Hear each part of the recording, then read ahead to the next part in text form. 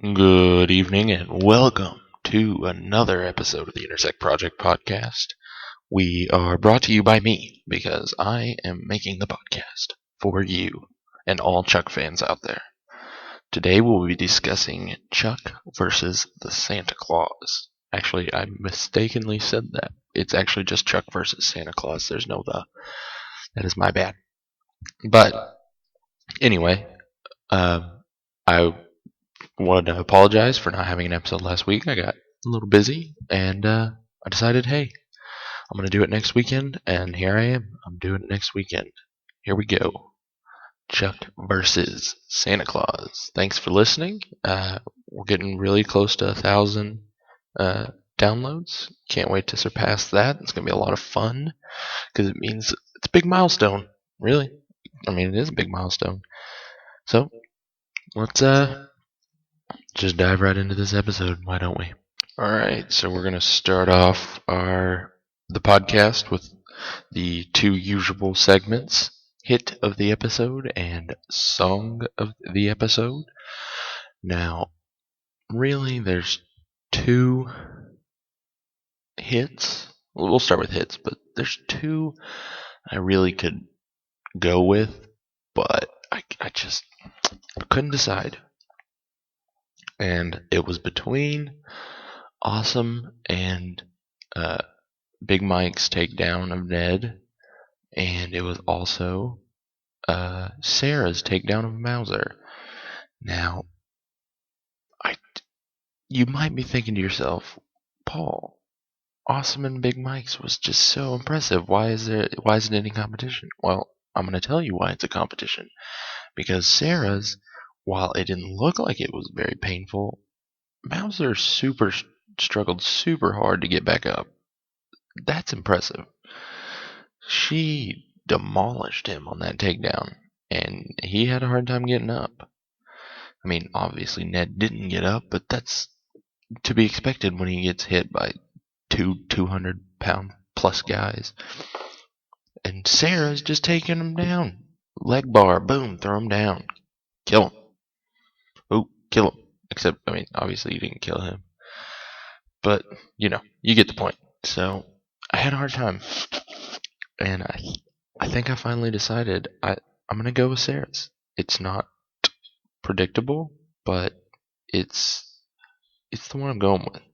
Sarah's hit on Mauser is the one I'm going with. Why? Because I can. And I'm going to. So, congratulations, Yvonne Strahovski. Your character, Sarah Walker, has won Chuck vs. Santa Claus's hit of the episode. Now, for those of you not keeping track at home, here's an updated score. We have Sarah Walker at 8 wins, Chuck at 1, Big Mike at 1, and John Casey at 1. So, they have a long way to go to catch up with Sarah. She's starting to run away with it again. Maybe someone can catch up. Make it a competition. Who knows? Well, there you have that. So let's move on to song of the episode. Now, a lot of good Christmas music here. So, obviously, I would have loved to have used the Christmas music. But, I didn't use, your typical Christmas music like Jingle Bells Rock, stuff like that. I decided to go with Christmas and Me Are Through by Your Vegas. It struck a chord, I'll say, not meant to be a pun on it, obviously, but the song struck a chord, and it resonated with me because of what was going on while I was playing. Chuck is trying to keep his composure together after he just watched Sarah just innocently kill a guy, and then Morgan's going through that whole thing with Anna. It's a little sad. Hearts are broken. Things need to be fixed.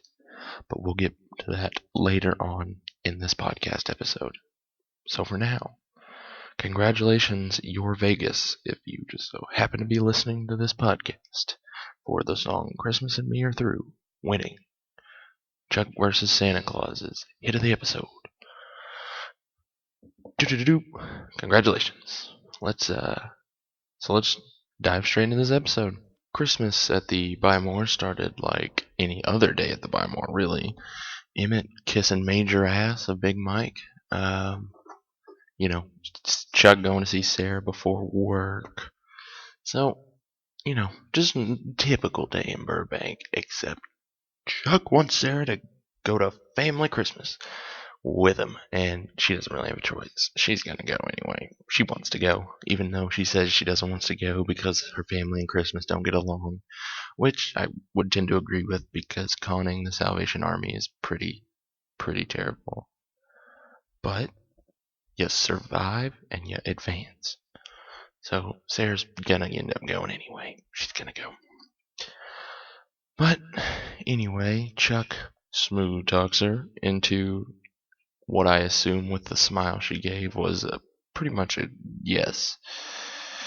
Now, when Chuck gets back to the Buy More, Morgan is having troubles with Anna again because he didn't want to move in with her and she is still mad about it. She doesn't think that he's mature enough. She's right, 100% right. I mean, Morgan's dressed like a dang elf. He is not an adult. Not an adult. Now, going on at this time is the Buy More Santa sale. Santa sale, Christmas sale, either one. Same thing, really. But Big Mike is Santa Claus, and he seems like he could be a really good Santa Claus. Just my opinion. But he is wanting them to sell. Make a lot of money, because they could easily make a lot of money on a day like this. And that's when Ellie and Awesome show up, trying to beat the rush to get the family and friends discount.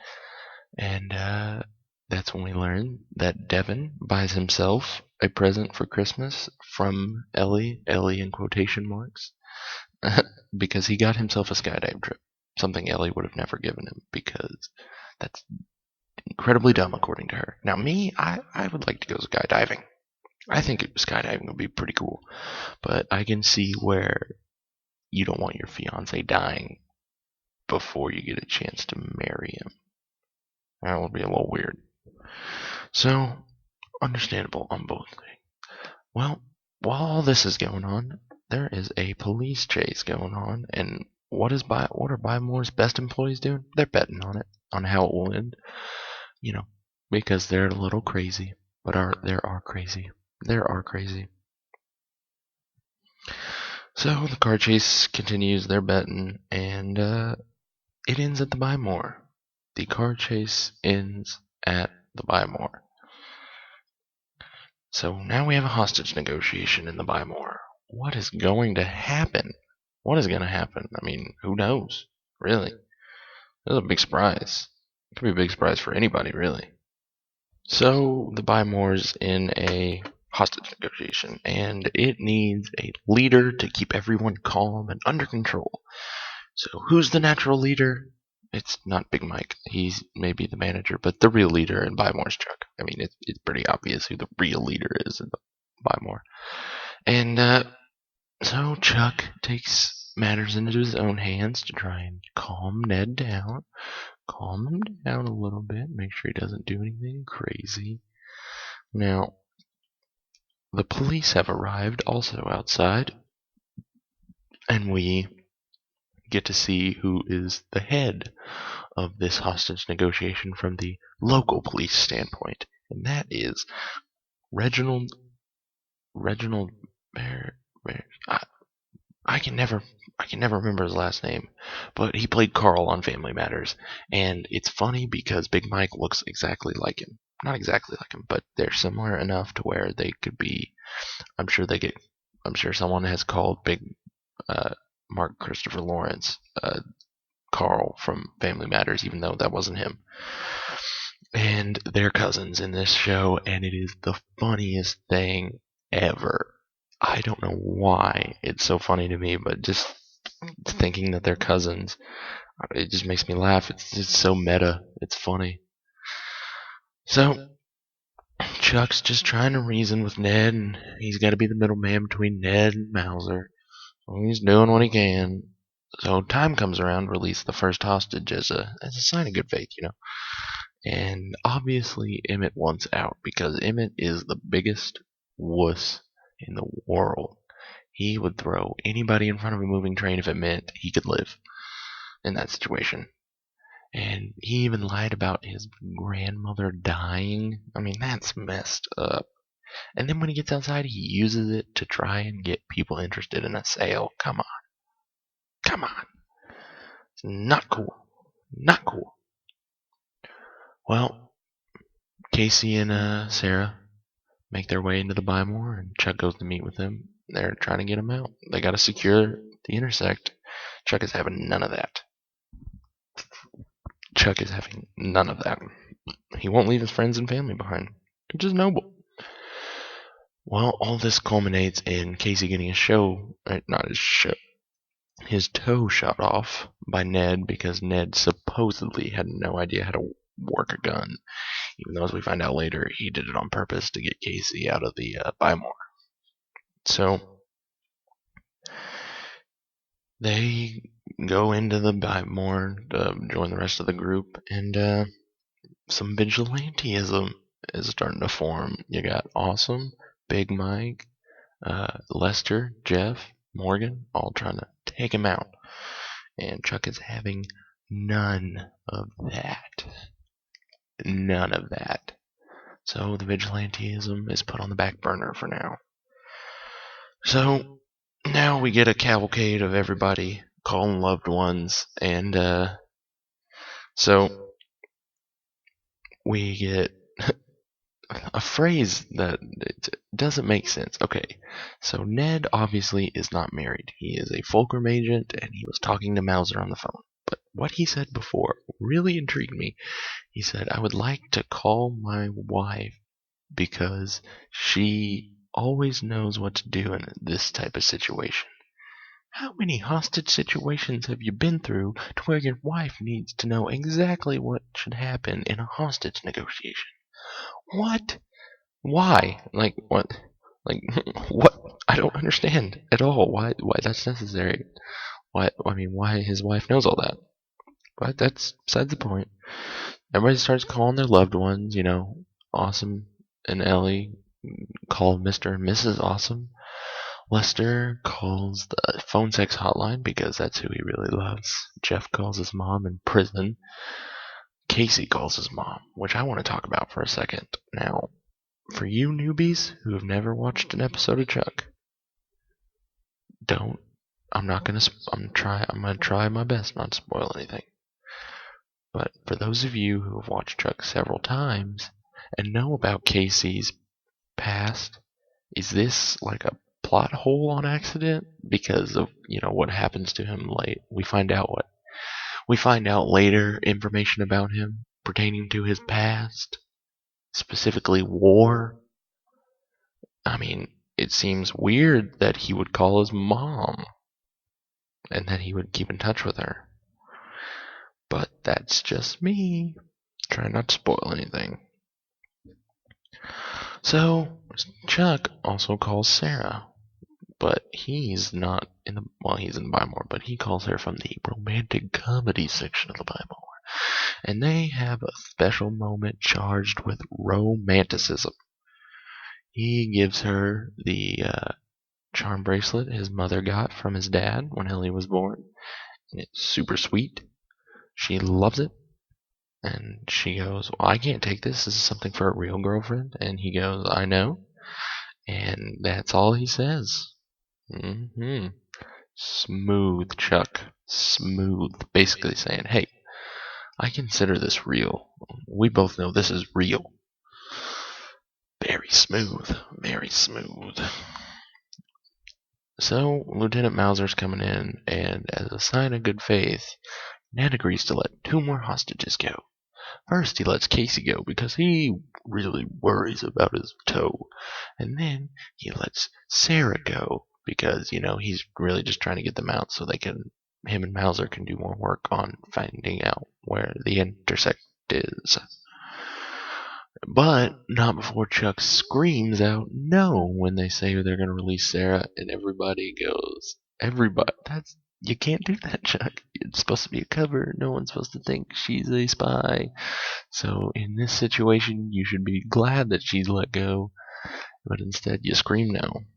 And Lester, I think, takes the cake with his saying, it's going to be a cold one at the Bartowski family Christmas this year. And that made me laugh really hard because, I mean, if it would be true to them, at least, because that's pretty messed up that you wouldn't let her go. But there's a reason he said no. He wants her so he can have help in the situation. But anyway, they're let go. And this is when we find out that Mauser's Fulcrum. And so is Ned. They're working together trying to figure out who the Intersect is. Guess what? Chuck tells them it's him, so they don't shoot. It's Ellie. And that's when, Ned was going to shoot Ellie. But Chuck told Mauser, hey, I'm Fulcrum. No need to kill Ellie. I'll go with you and do what you want. Just let me say one more goodbye, because this will be the last time I ever see my sister. So he goes over, gives her a hug, tells her, I love you, stuff like that. Because he doesn't know if he's ever going to see her again. And then he tells Awesome, hey, that vigilante plan, yeah, it's on again. You do it. Awesome was like, heck, yeah, I'm going to do it. So Chuck and Mauser start walking out. Well, they set up the plan, and they give the go. And Lester and Jeff run towards Ned to take him out with the candy canes. Guess what? Ned knows Kung Fu. Straight up roundhouse kicks Lester in the face. So, the news shows Chuck and Mauser getting into the ambulance. The crying ambulance. But really, they get in the ambulance, and they're driving off. Casey and Sarah notice this, and they go outside, and they see the ambulance driving off, and they shoot the tires. Classic. Awesome, badass spy moves with guns. And then Chuck runs out, obviously, because he's now free to do whatever he wants. And he runs into a Christmas tree farm. You ever seen those old? This really reminded me of those old Scooby-Doo moments in the TV show where they're like, it's a hallway and there's like 4 doors and they're running in between them, with yakety sax playing in the background.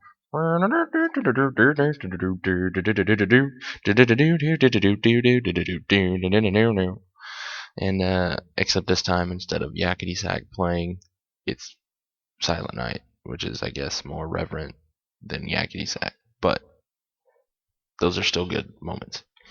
So that's what I kind of got out of this, at least.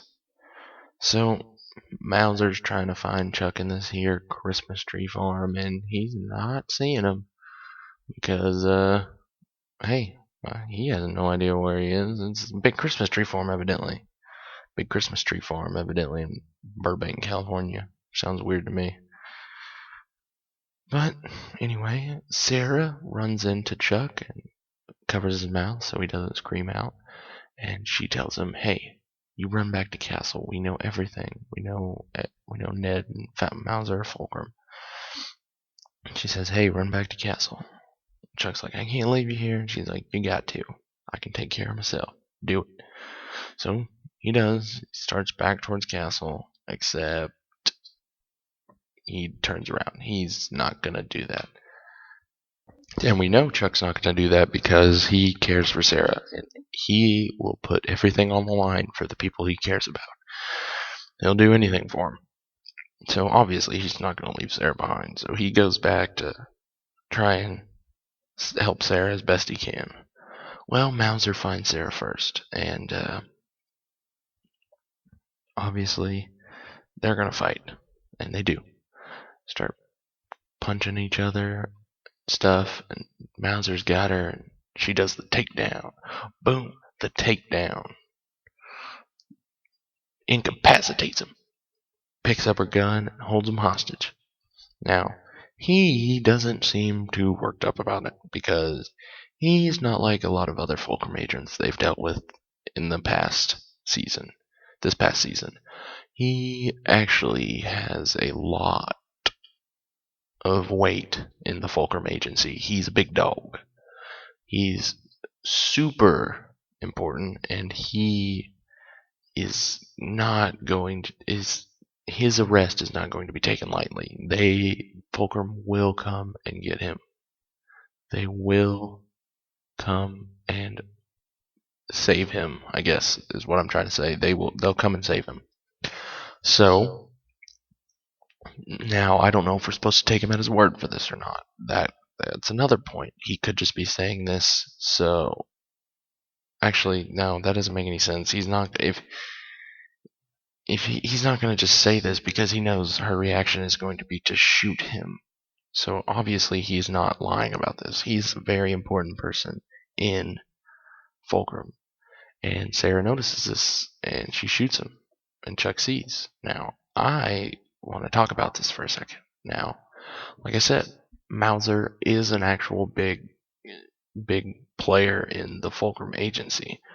Now, you may think that he is lying, but like I said, if he was lying, he would know that the only real, I guess, reason or outcome of that situation is that he would be shot. So I don't think he's going to lie about that. So he is a big player. Now, would they actually be able to rescue him from a CIA underground base? I don't know that they couldn't.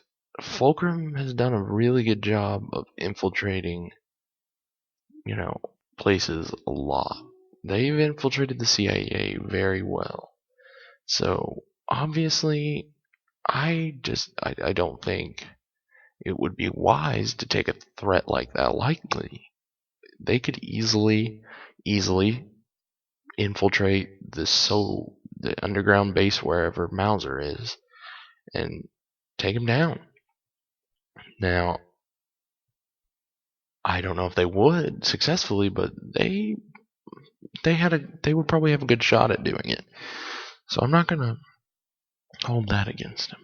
Hold that against Sarah. So faced with the choices she has in front of her now, she can either arrest Mauser and risk Chuck's secret getting exposed to Fulcrum, or shoot him now and not necessarily worry about it.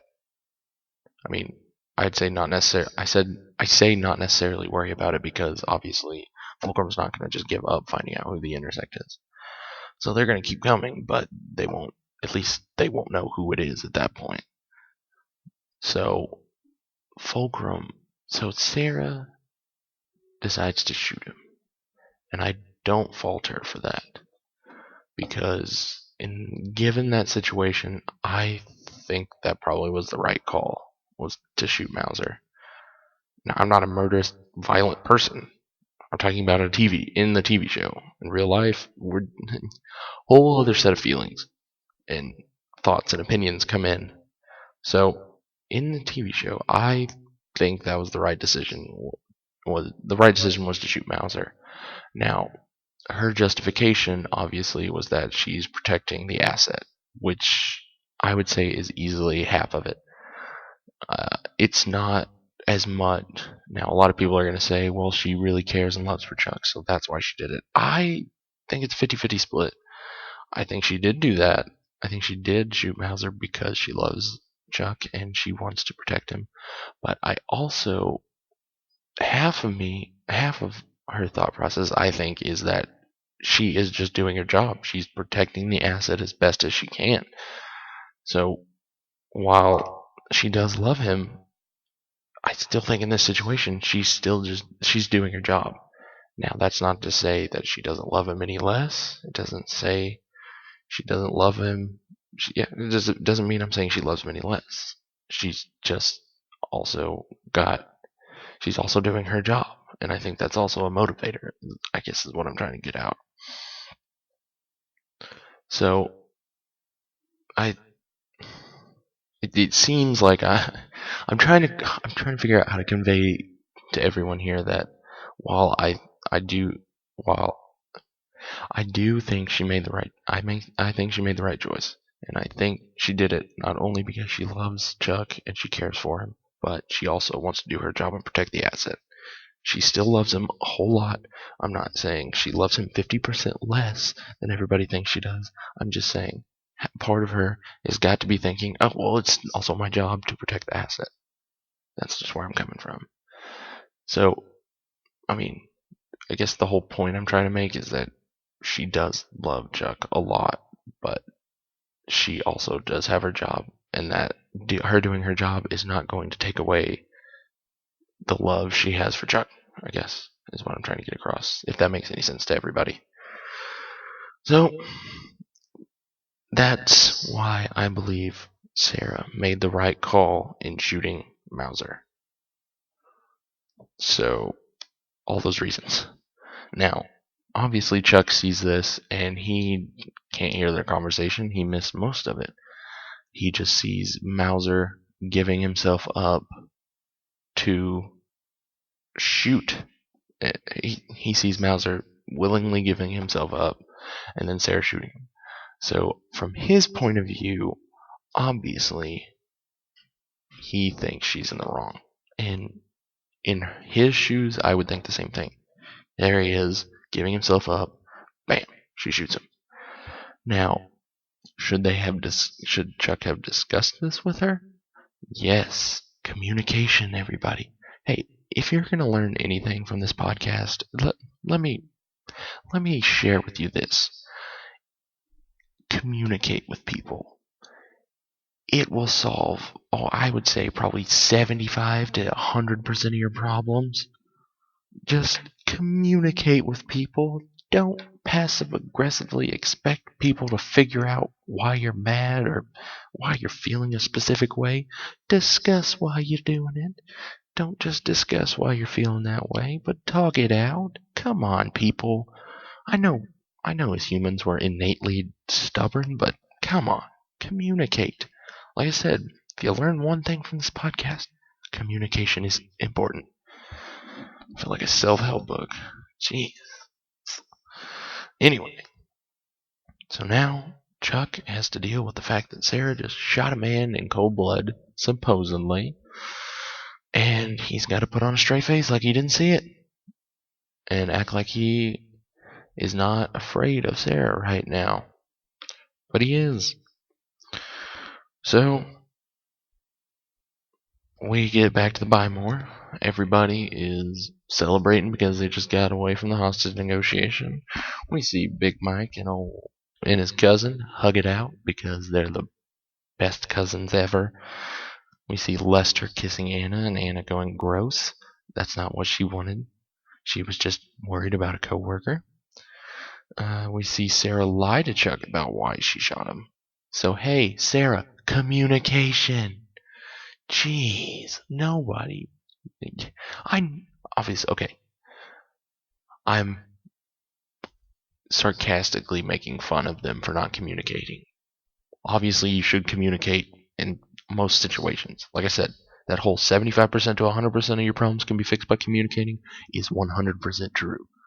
But in this show, obviously, drama helps TV shows. So if they just talked every problem out, it would probably not be as fun of a show. So you gotta have some drama. So Sarah lies to Chuck. Obviously, that creates drama. Well, she lies, says she arrested Mauser when she really shot him, and Chuck knows she lies. She's lied. Morgan's upset because he saw Lester kissing Anna, but he missed the part where, Lester kissed Anna and Anna thought it was gross.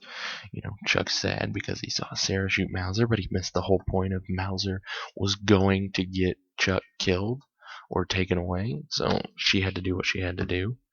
And they're just consoling each other, because they just don't know everything. And that about does it. That's the end of Chuck versus Santa Claus. A little tension there at the end, sending us out with Christmas and me are through, which I think kind of fit the situation pretty well, honestly. So there you have it, folks. That is Chuck versus Santa Claus. Remember, communication. I had to tell you again because people are going to ignore me. Don't do it. Communication, key. So, thank you guys all for listening. Hopefully we can keep climbing on up iTunes. Get more and more people interested in the show, more subscribers.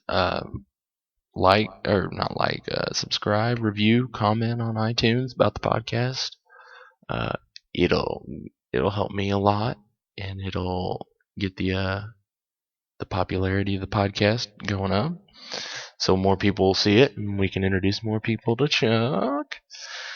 And maybe one day we can go and do.